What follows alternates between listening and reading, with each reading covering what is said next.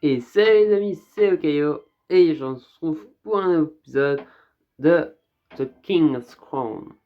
Donc, dans le premier épisode, qui était donc la semaine passée, nous avions commencé cette histoire en étant un jeune garçon prénommé Michael, et nous étions juste un simple garçon qui travaillions dans un petit bar, restaurant, bref, tout ce qu'il y a de plus normal au final.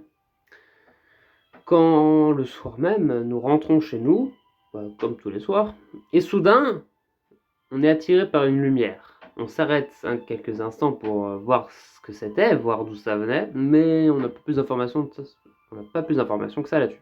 On reprend notre route, et là surgit nulle part un homme sur la route qu'on ne peut pas éviter et qu'on percute de plein fouet. Et une fois qu'on se réveille de notre petite sieste, après s'être mangé le sol en pleine face, on tombe face à trois chevaleresses, dont j'ai oublié le nom, je sais juste qu'il y en a une des trois qui s'appelle Eris. Et ces chevaleresses nous expliquent qu'en fait, ce mec qu'on vient de tuer, ça, tout simplement, c'était un roi, un monarque. Et on apprendra à la fin du chapitre que celui qui tue le monarque prendra sa place. Donc c'est-à-dire qu'on est censé devenir monarque à sa place. Donc continuons l'aventure pour voir quel genre d'informations on peut avoir en plus. Donc ça va être parti dans quelques instants. Tu as tué le monarque, sans le vouloir et sans connaître le jeu. Peut-être, mais tu l'as malgré fait. Ce qui veut dire qu'il est possible que la couronne te revienne. La couronne? Et de quoi vous parlez? Tu ne comprends pas. Gilbert était le monarque, mais maintenant il est mort. Normalement, tu ne serais pas qualifié, mais... Michael, il y a de bonnes chances que tu sois le prochain monarque. Si elle n'était pas aussi sérieuse, je penserais à une blague. Ce n'est peut-être pas vrai, si. Moi, devenir roi juste parce que j'ai écrasé mon prédécesseur en scooter? Je sais que certains pays ont des règles étranges pour la succession, mais là c'est ridicule. Je sais que ça fait beaucoup, mais on te dit la vérité. Je vous crois. Merci. Waouh, je ne pensais pas que tu accepterais assez facilement. C'est la seule conclusion logique, vu tout ce qui s'est passé. Ça serait encore plus invraisemblable qu'on monte, ou lui fasse une blague. Ouais, plus ou moins. Je sais pas pourquoi vous iriez aussi loin pour me piéger, alors je dois bien accepter que vous dites la vérité. Ce n'est pas comme si je n'avais la moindre occasion. Ah mince, ça va prendre du temps de tout expliquer, pas vrai? Cette situation n'aurait jamais dû arriver. Ouais, notre objectif devrait être de déterminer si Michael est à la couronne ou pas. Une fois qu'on le saura, on sera mieux préparé pour savoir comment continuer. Ah ouais, mais ça pourrait prendre du temps de laisser Michael dans le noir. Laisser Michael dans le noir me paraît méchant. On doit le mettre au courant de tout. Ce serait d'une bonne aide, ouais. J'imagine qu'il pourrait bien en avoir besoin. Mais par où commencer? Je sais que c'est étrange, mais ce sont techniquement mes invités. Je devrais arrêter de les regarder comme ça et leur offrir quelque chose à boire. Désolé, est-ce que vous avez soif? Ah, merci. Iris regarde autour d'elle, tandis que je cherche quelques verres. Cet endroit est étrangement bien entretenu. Tu vis seul? Non. Il y a des signes clairs qu'une autre personne vit ici. Oui, je vis avec mon grand-père. C'est un menuisier avec une boutique plus loin, alors il reste jusqu'à très tard. Je vois. Alors inutile de vous précipiter, installez-vous confortablement. Alors que je sorte des verres, l'estomac d'Iris gargouille fort. Elle rougit furieusement et je ne peux m'empêcher d'afficher un grand sourire. Tu as faim? Certainement pas. Tu aurais dû manger avant qu'on ne parte. Pauvre Iris. Je vais bien arrêter. Je dis ça, mais il est évident qu'elle meurt de faim. Bon, si t'en es sûr. C'est toujours ta ville, il y a des restes dans la cuisine. Merci de la proposition, mais ce ne sera pas nécessaire. J'imagine qu'elle ne veut pas recevoir d'un repas d'un étranger. Ou alors elle est timide. Quoi qu'il en soit, je crois que vous me devez des explications. Laisse-moi t'expliquer les bases. Nous prenons part à un tournoi qui décidera de qui sera le monarque. Celui qui possède la couronne à la fin du tournoi aura droit à un vin. Pour gagner la couronne, il faut tuer l'ancien monarque. Je n'ai jamais entendu parler de ce tournoi. Bien sûr que non. La plupart des gens ignorent son existence. C'est pour ça qu'il est impossible que tu y participes. Mon esprit s'emballe. D'accord, donc si je comprends bien, j'ai tué l'ancien monarque par inadvertance, en dehors du cadre du tournoi. Puisque c'est contre les règles, vous n'êtes pas sûr de savoir si je suis nouveau monarque ou pas. Exactement. Tu ne fais pas partie du tournoi. Le combat s'est déroulé hors de la barrière, et aucun juge n'était là pour témoigner. De ce fait, je ne vois pas comment ta victoire pourrait être officielle. Ça me va. Vraiment? Bah ouais. Je n'ai pas vraiment envie de prendre part à ce tournoi. Je suis parfaitement content de vivre une vie normale, ne vous en faites pas pour moi. Je suis pas votre roi. Ça n'est pas si simple. Pourquoi pas? Peu importe ce que tu veux. Si la couronne te revient, alors c'est toi le monarque. Si tu hérites de la couronne. Attendez, ça veut dire que vous n'en savez rien. C'est vrai. Avant de pouvoir faire quoi que ce soit d'autre, on doit découvrir si tu es devenu le monarque. Il l'est. Une voix soudaine me fait sursauter et je me retourne pour voir une femme dans l'encadreur de la porte. Et Guédou, comment êtes-vous rentré? Je m'appelle Mimosa. Elle ne prend même pas la peine de répondre à ma seconde question. Euh... C'est l'une des Gigiterna. Vous êtes sûr, Mimosa? Michael est vraiment le monarque? Oui. Mais comment? Aucune chance pour que ça remonte que Gilbert entre dans les règles du tournoi. Tu as raison, mais il a hérité de la couronne malgré tout. Même nous autres les juges n'avons pas voix au chapitre. C'est la couronne qui prend la décision. Mais c'est lui le monarque, et personne ne peut changer ça. Attendez, j'agite les mains pour attirer leur attention. Et comment ça? C'est la couronne qui choisit? Et je n'ai pas vu la moindre couronne. Ce n'est pas un objet physique. C'est la manifestation du pouvoir du monarque, et tu l'as hérité de Gilbert. Ce n'est pas une vraie couronne, mais pas un symbole de victoire non plus. Elle m'appartient, même si je n'ai pas suivi les règles du tournoi. Comment ça marche, au juste? Vous dites que c'est de la magie? Oui.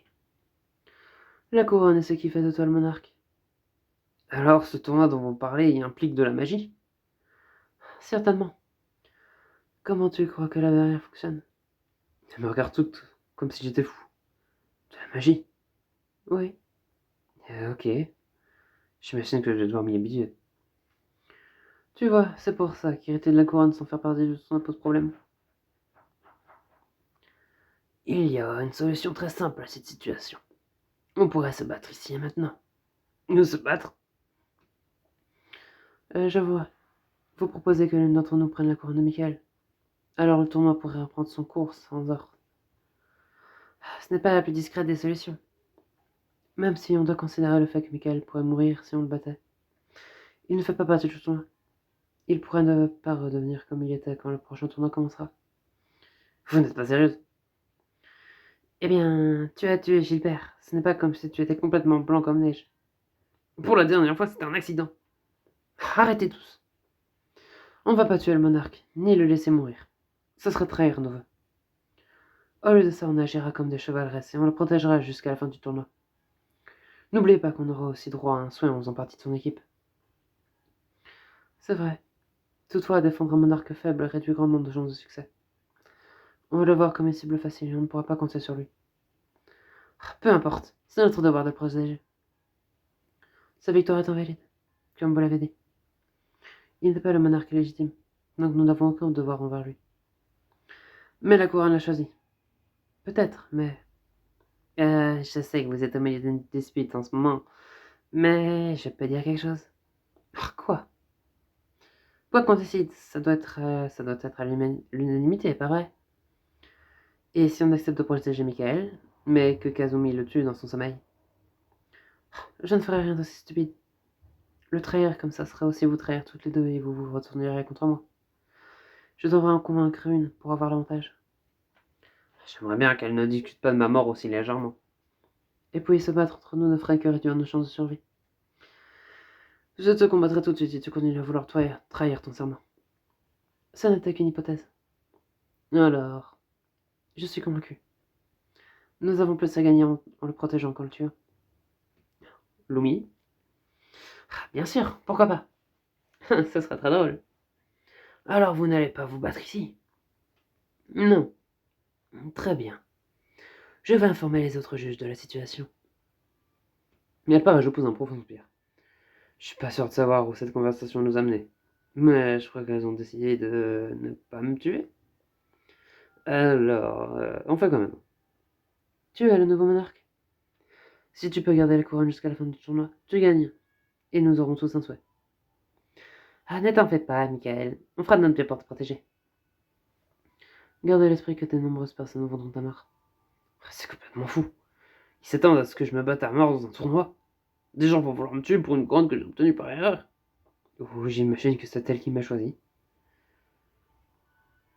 Elles me regardent toutes les trois dans l'attente, comme si elles attendaient que je prenne la parole. Je prends une profonde inspiration. Je vais essayer de ne pas être en poids. Ça va mieux. Reste en arrière et laisse-nous nous occuper du combat. C'est vrai, on est ta chevaleresse. Laisse-nous te protéger. Et puis, on sait ce qui se passe. Nous. Sans vouloir te vexer, Michael. Ah, c'est bon. Je suis pas vexé, mais je me sens mal. Je dois vraiment les laisser faire tout le boulot. Je dois bien pouvoir faire quelque chose. Alors, vous avez parlé de la fin du tournoi plusieurs fois déjà. C'est quand exactement? J'imagine qu'on ne peut pas simplement attendre. Ah, malheureusement, non. Un certain nombre de personnes ont été choisies pour entrer dans la compétition. Chacune essaiera de récupérer la couronne. Le tournoi ne prendra fin que quand il n'en restera qu'un. Super. C'est la loi de la jungle alors. Mais attendez, je n'ai pas été choisi. Est-ce que ça veut dire que le tournoi ne prendra jamais fin? Je veux dire, si de nouvelles personnes peuvent rejoindre le combat n'importe quand. Elles échangent un regard. Normalement, ce n'est pas le cas. Mais le fait que tu sois le monarque change beaucoup de choses. Ce n'est pas comme ça que c'est censé se passer. C'est un peu inquiétant. Et qu'arrivera-t-il à la fin du tournoi? Il y a une brève période de repos avant que le prochain débute. Est-ce que ça veut dire qu'ils refont la même chose avec d'autres personnes? Vous avez la moindre bonne nouvelle à m'annoncer? La bonne nouvelle, c'est que ce tournoi c'est bientôt fini. Gilbert était l'un des derniers compétiteurs en lice. J'imagine que c'était une bonne chose. De ce qu'il reste, notre plus grande menace est Rosen. C'est le favori de la compétition. Et je suis sûr qu'il sera bientôt au courant. Rosen. Compris. J'ai la tête qui tourne, mais je dois en apprendre le plus possible si je veux survivre. Quelle est ma prochaine question? Pourquoi ce tournoi reste-t-il secret? Il est restreint. Les participants sont les meilleurs des meilleurs. On ne peut vraiment pas laisser n'importe qui obtenir leur souhait le plus profond, pas vrai? Sans vouloir te vexer. La plupart des gens ne sauront jamais que ce tournoi existe. De ce point de vue, tu es très spécial. Peut-être que c'est un bon point pour moi. Très bien, alors je vois que j'ai beaucoup à apprendre. Et je ferais mieux de l'apprendre rapidement. Que je sois d'accord ou non, je dois participer. Et c'est un combat à mort.